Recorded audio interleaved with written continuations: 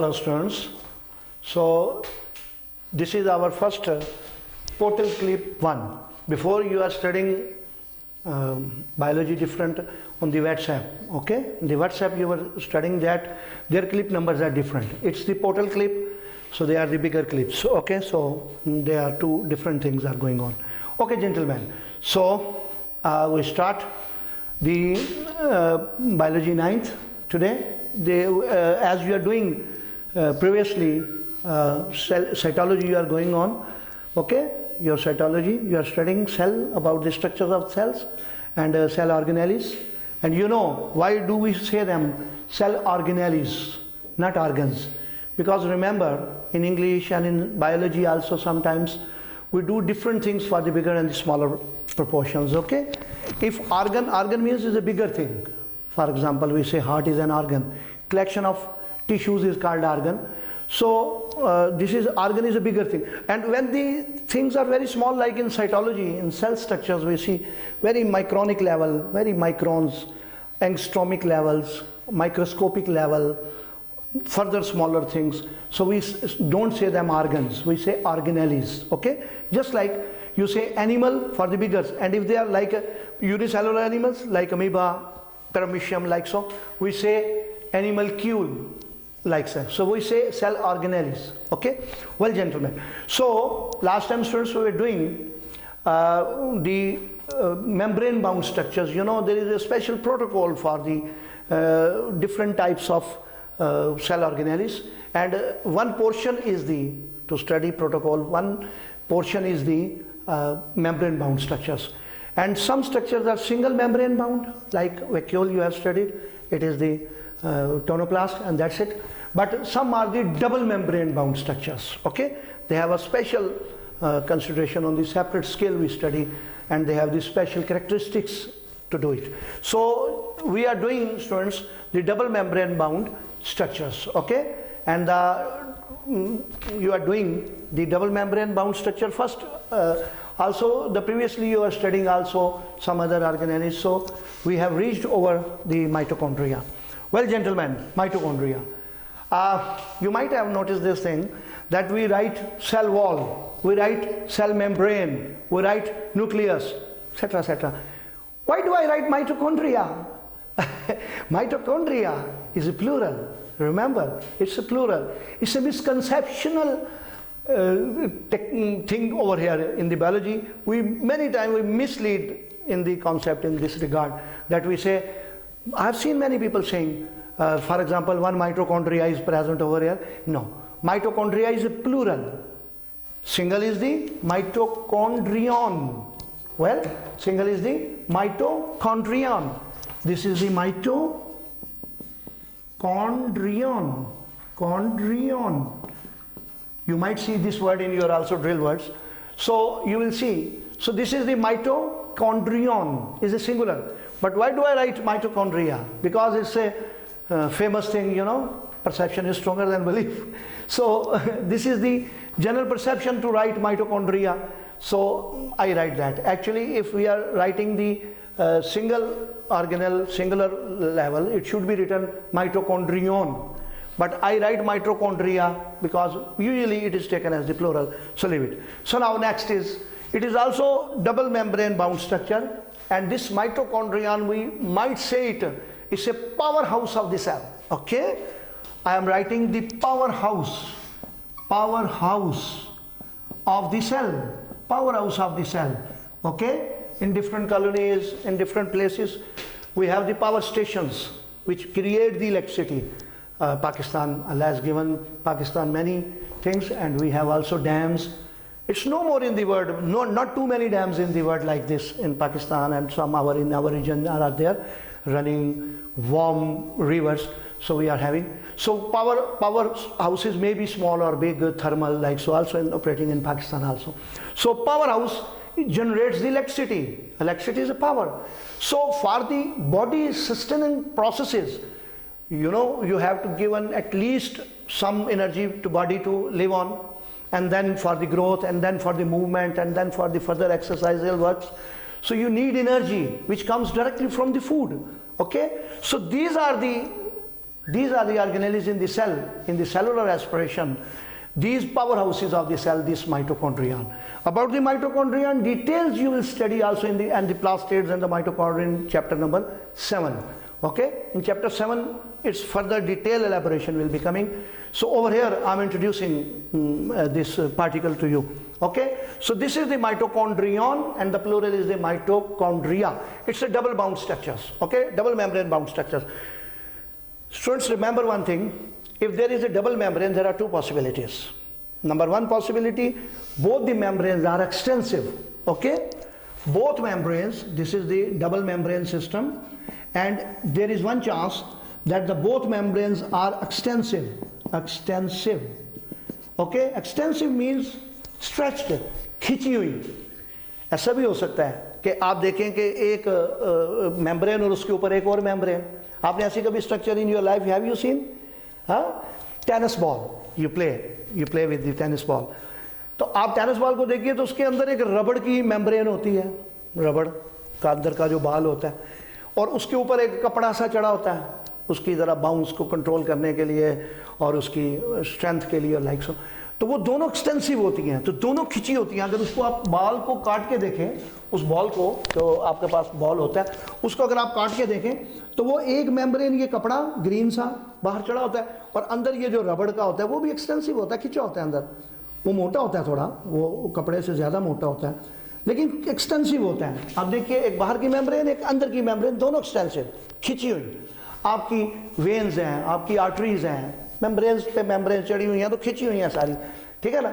आप अगर बॉल के देखें, ये अंदर रबड़ बॉल और ये बाहर कपड़ा, उसके ऊपर आप टेप चढ़ा लेते हैं.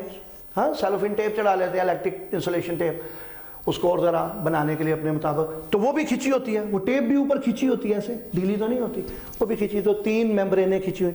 इस तरह ये एक होता है एक्सटेंसिव सिस्टम जिसमें खिंची हों, सारी मेम्ब्रेनें खिंची हों.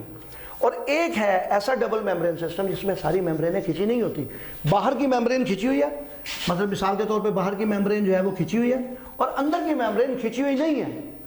अंदर की मेम्ब्रेन खिंची हुई नहीं है. आपके पास एक बेड है, बेड के ऊपर आपने एक शीट बिछाई खींच के, आपकी वालदा ने दूसरी शीट भी बिछा दी ऊपर, तो दोनों मेम्ब्रेनें खिंची हुई हैं. नीचे भी एक मेम्ब्रेन यानी कि शीट कपड़े की बिछी हुई, उसके ऊपर भी खींच के दूसरी चढ़ाई हुई, तो ये दोनों खिंची हुई. अब एक तो ये सिचुएशन है. एक सिचुएशन है कि आपकी बेड के ऊपर बड़ी सिलवटें पड़ी हुई थी, बड़ी सिलवटें ऐसी ऐसे ख़राब हुई थी वो शीट, तो उसके ऊपर आपने खींच के एक और शीट चढ़ा दिया. बाहर से देखेंगे तो आपको लगेगा एक ही शीट है, सही चढ़ी हुई है, और हटाएं तो अंदर वाली एक्सटेंसिव नहीं है, अंदर वाली लूज है. तो ये जो एक ऐसा डबल मेम्ब्रेन सिस्टम होता है जिसमें अंदर वाली एक्सटेंसिव नहीं होती बल्कि ऐसे ऐसे ऐसे ऐसे लूज हो. ठीक है ना. तो इसको हम कहते हैं कि दोनों मेम्ब्रेन हैं, और एक एक्सटेंसिव और एक अंदर वाली लूज. तो माइटोकॉन्ड्रियन जो है, जो ढेर सारों को माइटोकॉन्ड्रिया कहते हैं, ये एक ऐसी स्ट्रक्चर है जिसके अंदर आप देखेंगे कि अगर इसको बाहर से देखें माइटोकॉन्ड्रियन को, तो अगर आप बाहर से देखें तो ये तो ऐसे करके सेल के अंदर आपको स्लाइड में एक छोटा सा ऐसे डॉट सा नजर आएगा आपको माइटोकॉन्ड्रिया. अब इसकी डिटेल्स फर्दर आपको बड़ी माइक्रोस्कोपों में देखनी पड़ेंगी, बड़ी मैग्निफिकेशंस में. फिर इसकी फर्दर डिटेल्स उससे बड़ी हमारी स्टीरियो माइक्रोस्कोपें हैं, हमारी इलेक्ट्रॉन माइक्रोस्कोपें हैं, उनके अंदर फिर फर्दर डिटेल्स आती हैं. ठीक है. सो ये देखिए, तो अगर इसको आप बड़ा करके देखें, ऐसे करके बड़ा नजर आएगा. अब अगर इसको काट कर देखें, अगर इसको काटें, अब वो कहेंगे जी कि काटते कैसे हैं, वो एक टेक्निक्स हैं जिसके साथ इसको काटा जाता है, इसके इंटरनल स्ट्रक्चर्स को स्टडी किया जाता है, रिवील किया जाता है. This is the research work and you will be also encountering that. इंशाल्लाह बड़े लेवल्स पर जाके आप भी ये सब सीखेंगे. तो आप ये देखेंगे, अगर ये देखें तो इस तरह ये जो अंदर की मेम्ब्रेन है वो इस तरह नहीं, सीधी नहीं, ऐसे ऐसे ऐसे फोल्ड्स हैं उसके अंदर ऐसे करके. ठीक है. तो ऐसे फोल्ड्स होते हैं. ये दो ऐसी मेम्ब्रेन बाउंड स्ट्रक्चर्स हैं जो कि अंदर वाली लूज और बाहर वाली एक्सटेंसिव. ओके. अब आप अगर माइटोकॉन्ड्रियन को देखें तो माइटोकॉन्ड्रिया में आपको यही अगर मैं बड़ा करके दिखाऊं तो आप यू माइट सी इट कि यहाँ आप देखें, ये एक बाहर की मेम्ब्रेन, ये देखिए, ये एक ऐसी स्ट्रक्चर है, एक गोल सी अब्लॉन्ग सी ऐसे करके बैजवी सी है. और अंदर वाली जो मेम्ब्रेन है, अंदर वाली मेम्ब्रेन मुसलसल नहीं है, बल्कि अंदर वाली मेम्ब्रेन जो है वो लूज है. And finger like projections inside. Okay. Finger like projections. तो आप देखिए, अगर यूं है साथ तो यूं फिंगर्स की तरह की, अंदर वाली मेम्ब्रेन ऐसे फिंगर्स, अब इनके फिंगर्स के अंदर भी फिंगर्स होती हैं ये एक नहीं है, ये सिंपली करके दिखा रहे हैं, वरना इन फिंगर्स के अगर आप देखें ना ये फिंगर लाइक प्रोजेक्शन है यूं करके, तो ये सीधे नहीं है, ये फिंगर्स के ऊपर भी फिर फिंगर लाइक प्रोजेक्शन है। और इसका उसकी वजह क्या है कि इसका मैं आपको बताता हूँ कि इसकी ये फिंगर लाइक प्रोजेक्शंस, ये finger like projections inside the lumen कहते हैं बॉडी को, बॉडी ऑफ दी जो है ये पार्टिकल, ये वाला जो है हमारा सेल पार्टिकल जो है, सेल ऑर्गेनेल जो है। तो इसमें आप देखिए यहाँ पर ये जो अंदर हैं इनमें आप गौर करें, ये अगर आप इसको निकाल कर देखिए तो ये इसका सरफेस एरिया बढ़ जाता है। आप जरा अंदाज़ा लगाइए, कहते हैं जी बहुत सारे फुट होते हैं जनाब, इतने 22 फुट की, इतने की आपकी इंटेस्टाइन, तो आपके जहन में आता है यार हम तो खुद 6 फुट के मसा हैं, तो इतनी लंबी 22 फुट की कैसे आ गई, फोल्ड होकर पड़ी हुई है। आप अपनी धागे का स्पूल जहन में लाइए, वो जो नलकी है, तो उसको खोलते जाएं तो कितना लंबा धागा निकल आएगा, कई 100 मीटर निकल सकता है। तो वो तो इकट्ठा किया होता है, आपने कहीं धागा है ऐसे इकट्ठा कर लें तो आपको वो बहुत सारा धागा, अब उसको खोलें तो उसका सरफेस एरिया बहुत ज़्यादा, तो इसलिए इसको इंटरनल लूज किया जाता है कि जब इसको खोलेंगे तो कई इसका लंबा सरफेस एरिया हो जाएगा। ठीक है, जैसे आप दीवारों के साथ साथ होके बैठ जाएं, थोड़े लोग बैठेंगे, तो अगर आप दीवारों के साथ इस तरह बैठेंगे, यूं बैठें फिर यूं यूं यूं यूं करके बैठें, तो कितने ज़्यादा सरफेस एरिया बढ़ जाए। तो ये सरफेस एरिया बढ़ाने के लिए अंदर वाली मेम्ब्रेन, फिंगर लाइक प्रोजेक्शंस अंदर बनाए जाते हैं। तो इसको एक को कहते हैं क्रिस्टा। क्रिस्टा। अच्छा, यहाँ थोड़ी सी करेक्शन देखिए, आपकी बुक में दरअसल उसमें जनरल लिखा हुआ है, क्रिस्टी लिख दिया है को, एक नहीं, वो जमा है, जमा 2 से स्टार्ट होता है हमारी इंग्लिश में। ठीक है, तो आप ये ज़हन में रखिए।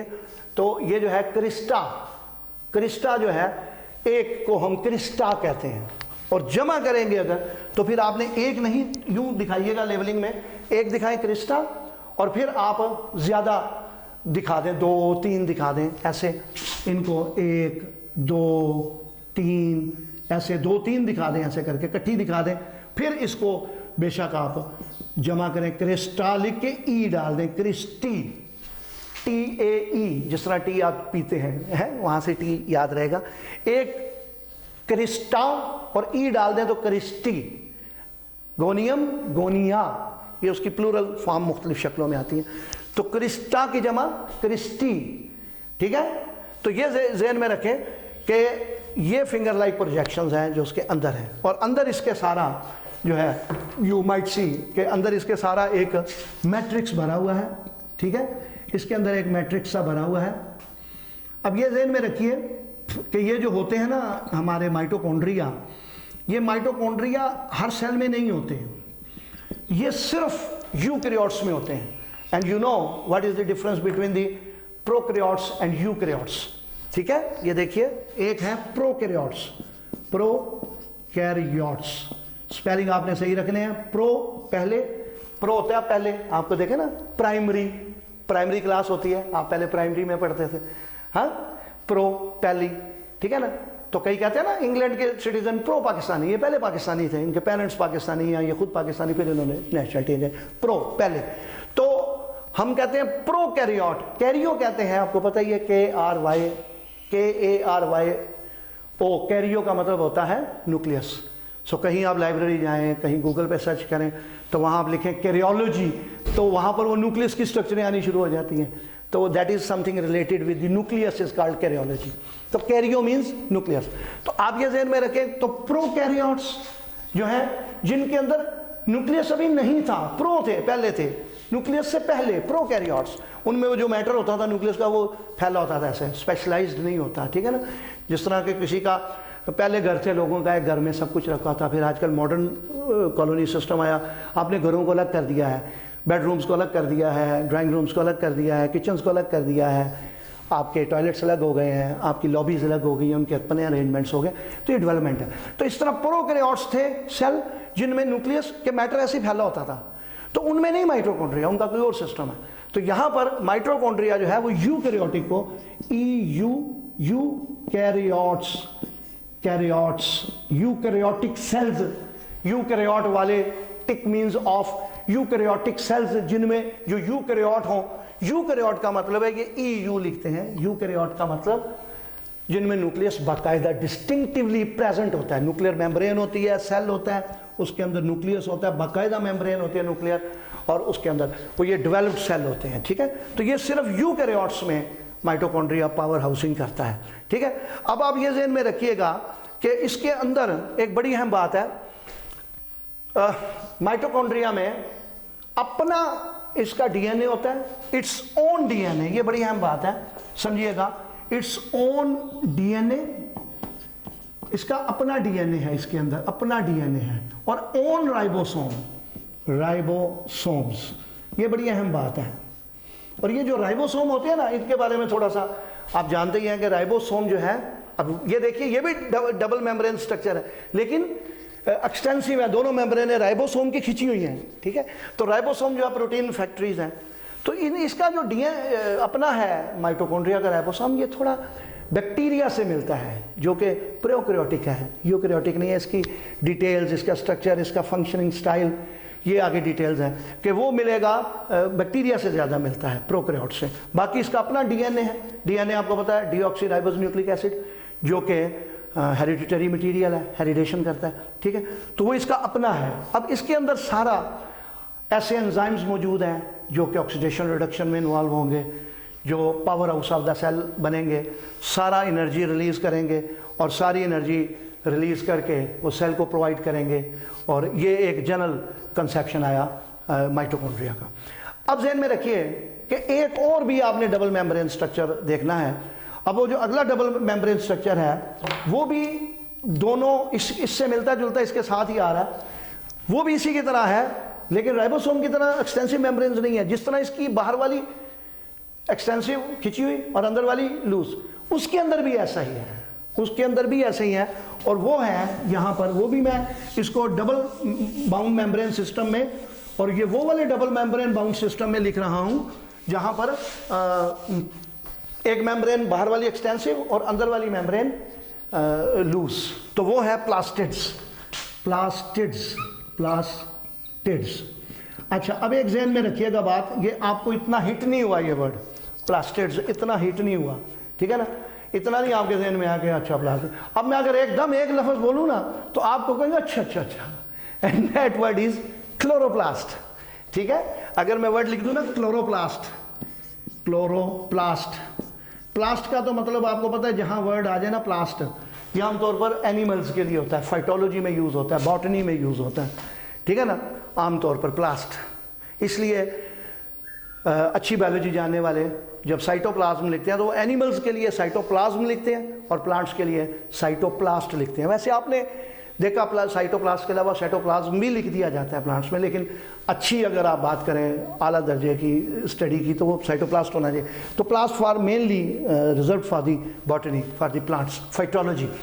तो जो प्लास्टिड्स हैं, प्लास्टिड्स में अब क्लोरोप्लास्ट आपको एकदम अच्छा जी वो ग्रीन पिगमेंट, क्लोरोफिल और जनाब फोटोसिंथेसिस और वो फूड में आपके ज़हन में। अब ये सारे बेसिकली प्लास्टिड्स हैं, एक जनरल वर्ड है प्लास्टिड। तो प्लास्टिड हैं, ये सारे प्लास्टिड्स हैं। ये सारे प्लास्टिड्स की कई किस्में हैं। अब आपके कोर्स में हमने जो आपको पढ़ानी है वो 3 किस्में पढ़ानी है, हमने आपको मेनली जो पढ़ानी है प्लास्टिड्स की। उसमें एक क्लोरोप्लास्ट, हाँ बड़ी मशहूर है, लेकिन यही नहीं है, ये ना समझिए, समझते हैं ना, ये ना समझिए यही है कि यही है, नहीं ये नहीं है, ठीक है ना, ये नहीं है, इसके अलावा भी हैं, ठीक है, मशहूर नहीं होंगे। आपको मैं कहूँ अमेरिका की कोई मतलब स्टेट बताएं, आप कहते हैं न्यूयॉर्क, हाँ वो मशहूर है। आपने हो सकता है मैनसेस्टर ना सुनी हो, आपने हो सकता है मैसाचुसेट्स ना सुना हो, लेकिन है, एग्जिस्ट कर रही हैं, बड़ी बड़ी इंपॉर्टेंट है, ठीक है। इसी तरह आपने कई फ्रूट्स हैं, आप फ्रूट कहते हैं, आपके जहन में वही मैंगो, एप्पल्स, ये वो आ जाते हैं, तो कई गैर मशहूर फ्रूट भी होते हैं, ठीक है ना। तो इस तरह क्लोरोप्लास्ट भी एक प्लास्टिड है, ये भी आप पढ़ेंगे, क्लोरोप्लास्ट को पढ़ेंगे, ठीक है। इसके बाद हम एक क्रोमोप्लास्ट पढ़ेंगे, क्रोमोप्लास्ट। फिर हम क्रोमोप्लास्ट के बाद हम पढ़ेंगे ल्यूकोप्लास्ट, ठीक है। और भी होते हैं, मैं आपके कोर्स में ये 3 हैं, और फिर हम पास्ट पेपर्स में इनको देखेंगे किस तरह आया। तो chloroplast, chromoplast, leucoplast, all are the plastids, ये सारे प्लास्टिड हैं, ठीक है, आप ये ध्यान में रखिए कि ये सारे ही प्लास्टिड हैं और इन प्लास्टिड्स में हमारे पास डबल मेम्ब्रेन सिस्टम है। ये फोटोसिंथेटिक साइट्स भी हैं इनमें से कोई, सारे प्लास्टिड्स बाज़ का फोटोसिंथेसिस नहीं करते या एक्सटेंसिवली उसमें नहीं इन्वॉल्व होते, थोड़ा बहुत काम उनका है तो वो होते भी हैं। लेकिन ज़्यादा जो क्लोरोप्लास्ट आपका मशहूर है वो आप देखेंगे कि क्लोरोप्लास्ट जो है वो सब्ज़ रंग का होता है। और याद रखिएगा ये आमतौर पर जो फोटोसिंथेटिक प्लास्टिड्स हैं जो मेन फोटोसिंथेसिस करते हैं वो या तो यूकैरियोट्स में पाए जाएंगे जिनमें बाकायदा न्यूक्लियस हो, या ग्रीन प्रोटिस्ट्स में भी होते हैं। ये प्रोटिस्ट्स कौन है? जो प्रोटिस्टा किंगडम आपने पढ़ी, प्रोटिस्टा जिसमें एल्गी है, ठीक है। एल्गी में भी आप ये ज़हन में रखिए कि हम लिखते हैं, एक को लिखे तो एल्गा, एल्गा, ठीक है, और जमा करें तो ई लगा देते हैं एलजी, या कई लोग एलगी भी कहते हैं, इट्स ओके। एल्गा तो प्लूरल एलगी, या कई लोग सिंगल को एल्जा कह देते हैं तो फिर प्लूरल एलजी, इट्स ओके। तो ये जो एक है, ये जो ग्रीन एलजी हैं क्लोरोफाइसी के मेंबर, आपको पता है एलजीओ की बहुत सारी किस्में हैं, रेड एलजी हैं, सियानो एलजी हैं हमारे पास, सियानो मतलब सियानोफाइसी के मेंबर, जो ब्लू ग्रीन हैं, कोई ब्राउन हैं, ठीक है, और कोई इस तरह के कई किस्म के एलजी हैं। तो उनमें जो ग्रीन वाले एलजी हैं मसलन स्पायरोजायरा है, इडोगोनियम है, ठीक है। तो ये जो एलजी हैं, ये जो आपने जाले वाले नहीं मस्जिदों के जहाँ वुजू होता है तो वहाँ आप देखते हैं ग्रीन सा जाला लगा होता है, दैट इज़ स्पायरोजायरा यूजुअली, नहीं तो इडोगोनियम होता है, उन दोनों में से कोई एक, ठीक है। तो आप ये देखें ये जो ग्रीन एलजी हैं वो भी इनमें शामिल है, वो भी फोटोसिंथेसिस थ्रू क्लोरोप्लास्ट करते हैं। तो क्लोरोप्लास्ट फोटोसिंथेटिक पोर्शन है, साइट है जहाँ फोटोसिंथेसिस की जाएगी। फोटो मैंने लाइट सिंथेसिस मैंने बनाना, लाइट से बनाना फूड को बनाया जाता है, दैट्स अ सेपरेट इशू। तो अब आप ये ज़हन में रखें कि क्लोरोप्लास्ट को अगर आप देखें तो ये भी डबल मेम्ब्रेन बाउंड स्ट्रक्चर है। अगर आप क्लोरोप्लास्ट बनाएं, काट के दिखाएं तो ज़रा यूँ कर लें कि जी एक यूँ बाहर, और जैसे आपने काटा है तो ऐसे करके ऐसे कर लें, जो आपका बुक व्यू बनता है तो ऐसे करके जनाब ऐसे आप ऐसे कर दें कि जी ये बाहर की मेम्ब्रेन है, ये आपने बाहर की मेम्ब्रेन दिखा दी। इस तरह बनाना भी आपको आ जाएगा, यूं जी तो ये आपने बाहर की मेम्ब्रेन बना दी और ये उसके अंदर पीस जैसे कटा हुआ है, जैसे एक गोल चीज़ थी ऐसे ऐसे था ये, तो हमने इसको काटा है, ऐसे काट के दिखाया, ठीक है। तो जब काटा है तो इसके अंदर आपको अब मुख्तलिफ मेम्ब्रेन्स नज़र आएंगी। इसकी जो अंदर वाली मेम्ब्रेन है दैट इज़ थैलेकॉइड, ठीक है ना, अंदर वाली मेम्ब्रेन जो है वो थैलेकॉइड है, थैलेकॉइड मेम्ब्रेन इसके अंदर वाली। अब दोनों एक्सटेंसिव नहीं है, यानी कि बाहर वाली तो एक्सटेंसिव और अंदर वाली क्रिस्टी की तरह लूज भी नहीं है, बल्कि उसकी भी एक स्ट्रक्चर है, वो थैलेकॉइड जो है, थैलेकॉइड मेम्ब्रेन्स। तो आप उसको देखिए जो थैलेकॉइड्स हैं उनमें क्या होगा, थैलेकॉइड, ये जो थैलेकॉइड मेम्ब्रेन्स हैं, थैलेकॉइड मेम्ब्रेन्स हैं, ये जो थैलेकॉइड्स हैं ये कुछ थैलस से, मतलब जैसे एक ट्यूब सी होती है बनी हुई, ऐसे एक चौड़ी सी, जैसे आपकी कोई ट्यूब हो, जिस तरह कोई लंबा सा गुब्बारा बना हो, ऐसे मेम्ब्रेन उसकी विस्किंग ट्यूबें होती हैं जैसे। तो थैलेकॉइड जो है वो अंदर स्टैक्स की तरह पड़ा होता है। ये अंदर जिस तरह आप वो स्टैक का मतलब होता है जिस तरह आप ये कॉइन ले लें और ऐसे एक दूसरे के ऊपर रखते जाएं तो एक वो एक खड़ा हो जाएगा, एक छोटा सा पीस खड़ा हो जाएगा, एक स्टैक्स बन जाएंगे उसके, ठीक है।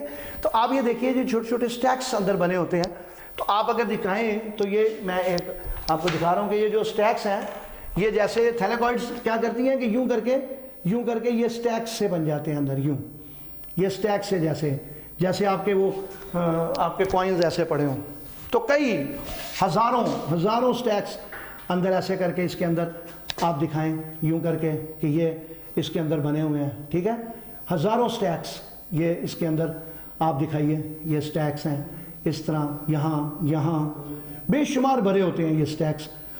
अब एक जो स्टैक बन जाता है, एक स्टैक को हम कहते हैं ग्रैनम। फिर ये ध्यान में रखिएगा, प्लूरल सिंगुलर का ध्यान।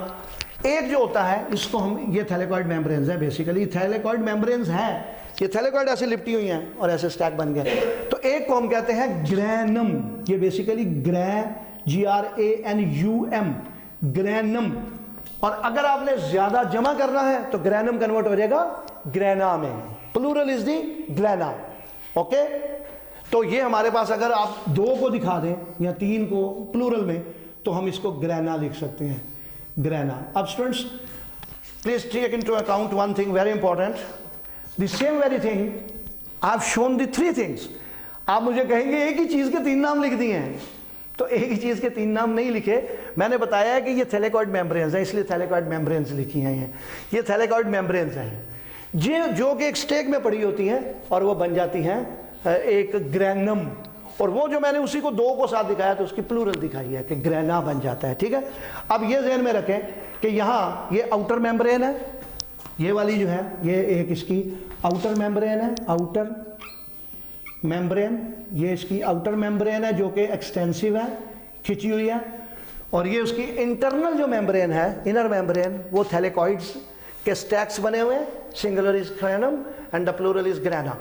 अब उसके बाद आप देखेंगे तो यहाँ पर ये जो ग्रैना है ये आपस में इनकी निटिंग भी हुई होती है. ये इनर मेम्ब्रेन है बेसिकली, इनकी आपस में ये जुड़े भी होते हैं ऐसे करके.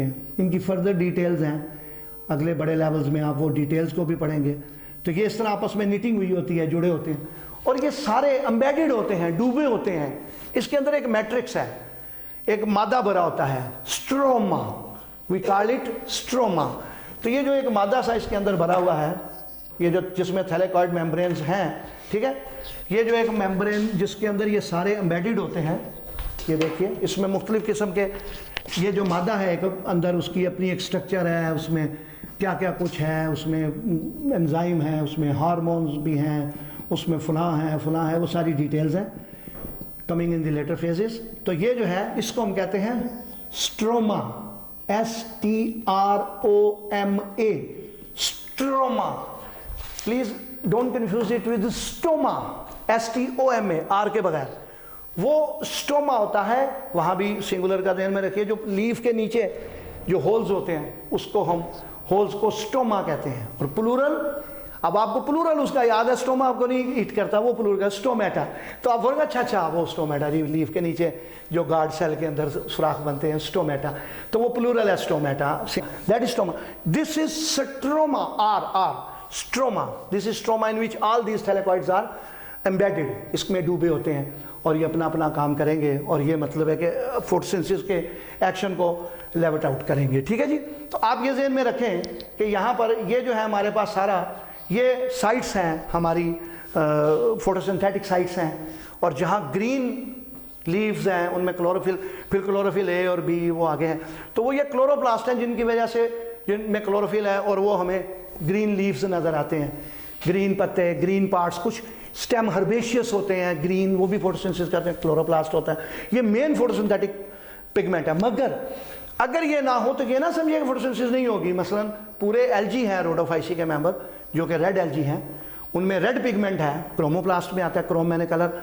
तो वहाँ पर वो फोटोसिंथेसिस करता है, फोटोसिंथेटिक है वो सारे एल्गी, सारे ही तकरीबन फोटोसिंथेटिक है. ठीक है, तो आप ये ज़हन में रखिए कि वहाँ पर वो काम करता है, वो भी फोटोसिंथेटिक हो सकते हैं. लेकिन जो मैं बात कर रहा हूँ मॉडर्न जो ग्रीन प्लांट, ज़्यादा मशहूर प्लास्टेड क्लोरोप्लास्ट ही है. अब जैसे क्रोमोप्लास्ट है, तो क्रोमोप्लास्ट एक दूसरी टाइप का प्लास्टिड है. तो क्रोमोप्लास्ट में आप देखोगे कि इसमें क्रोम्स फॉर कलर्स होते हैं. ये कलरफुल पिगमेंट है और ये फोटोसिंथेसिस भी करता है, इसको और काम भी है. मसलन आप ज़्यादा देखेंगे तो क्रोमोप्लास्ट आपको मिलेगा जहाँ बड़े प्लांट का बड़ा कलर्ड पोर्शंस. मसलन जहन में लाइए, प्लांट का कौन सा कलर्ड पोर्शन होता है?